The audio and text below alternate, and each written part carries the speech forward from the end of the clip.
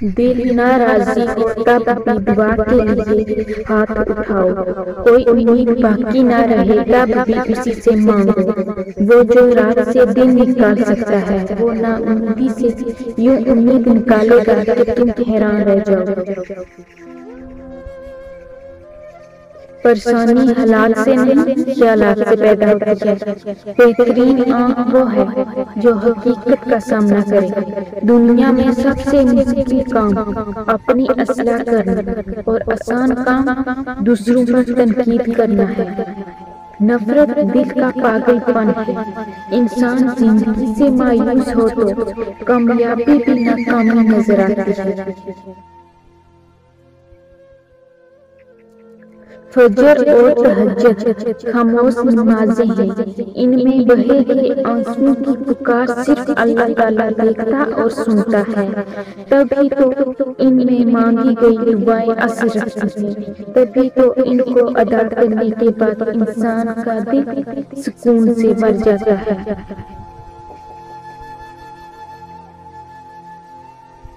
جب اللہ کی رضا کے بغیر اس کائنات کا ایک پتا بھی ہل نہیں سکتا تو پھر تمہارے دل کا بار بار اللہ سے رجوع کرنا، اس سے مانگنا بے وجہ نہیں ہے۔ جو ہاتھوں میں اتنی جان ڈالتا ہے کہ وہ دعا کے لیے اٹھ سکے، وہ پھر ان اٹھنے والے ہاتھوں کی لاج بھی رکھتا ہے۔ آنسوؤں کا جاری نہ ہونا دل کی سختی کی وجہ سے ہے۔ دل کی سختی گناہوں کی کثرت کی وجہ سے ہے۔ گناہوں کی کثرت موت کو بھولنے کی وجہ سے ہے۔ موت سے غفلت لمبی امیدوں کی وجہ سے ہے۔ لمبی امیدیں دنیا سے محبت کی وجہ سے ہے۔ دنیا کی محبت ہر گناہ کی جڑ ہے۔ تہجد تک پہنچنا تمہارا بے وجہ تو نہیں ہے، آخر کچھ تو ہے جو ممکن ہونے والا ہے۔ تمہاری دعاؤں کی قبولیت انسانی اس سے بہتر اور کیا ہو سکتا ہے؟ وہ اللہ جو رات کے اندھیرے میں ایک گہرے پتھر کے نیچے چلتی ہوئی چھوٹی سی چونٹی کے بارے میں بھی باخبر ہے، تو تمہیں کیا لگتا ہے؟ جو تمہاری دلی خواہش ہے وہ رب اس سے واقف نہیں؟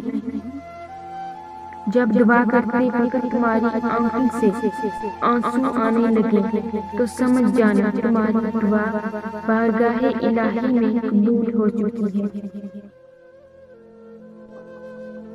مشکل وقت میں ہمیشہ دعا مانگا کرو، کیونکہ جہاں انسان کا حوصلہ ختم ہوتا ہے وہاں سے اللہ پاک کی رحمت شروع ہوتی ہے۔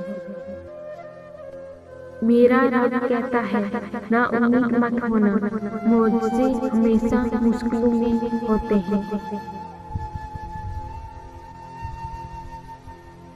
جب اللہ کسی سے ناراض ہوتا ہے تو اسے اپنا نام نہیں لینے دیتا۔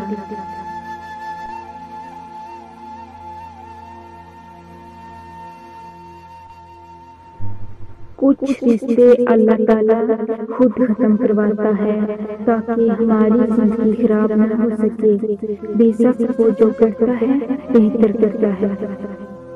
کسی کے گھر جاؤ تو اپنی آنکھوں پر قابو رکھو، اور جب اس گھر سے نکلو تو اپنی زبان قابو میں رکھو تاکہ وہاں کی عزت اور راز دونوں محفوظ رہیں۔ کبھی تم دوسروں کے لیے دل سے دعا مانگ کر تو دیکھو، تمہیں اپنے لیے دعا مانگنے کی ضرورت ہی نہیں پڑے گی۔ خوشی کی سب سے اعلیٰ قسم سکون ہے۔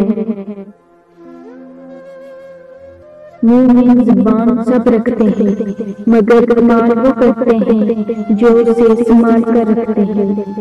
جتنا زیادہ اللہ کا شکر ادا کرو گے اللہ تمہیں اتنا زیادہ عطا کرے گا۔ عورت کے جنازے میں گھر کے افراد کہتے ہیں میت کا منہ ڈانپ دے، غیر محرم نہ دیکھے۔ اللہ کی قسم زندہ کے لیے بھی یہی حکم ہے۔ نفرت گناہ سے کرو، گناہ کرنے والے سے نہیں، شاید تمہاری محبت میں آ کر وہ گناہ کرنا ہی چھوڑ دے۔ دنیا کو سچا ہونے کی دلیل مت دو، بس یہی سوچ رکھو کہ اللہ سب جانتا ہے۔ انسان چاہے جتنی بھی ترقی کر لے اور جتنا بھی خود کو عقل مند کیوں نہ کہہ لے، اگر وہ نماز نہیں پڑھتا تو وہ دنیا کا سب سے بے وقوف ترین انسان ہے۔ جہالت گہری نیند کی طرح ہوتی ہے، جگانے والے پر غصہ آتا ہے۔ ہم اگر زبان کی پھیلائی ہوئی مصیبتوں کا جائزہ لیں تو معلوم ہوگا کہ خاموشی میں کتنی راحت ہے۔ نماز ادا نہ کرنے والا جنت کی ہر نعمت سے محروم رہتا ہے، کیونکہ نماز تو جنت میں داخلے کا پہلا قدم ہے۔ اچھے لوگوں کی سنگت میں رہ کر سونار کا کچرا بھی بادام سے مہنگا ہوتا ہے۔ توبہ کی مہلت ملنا بھی اللہ کا ایک بہت بڑا احسان ہے۔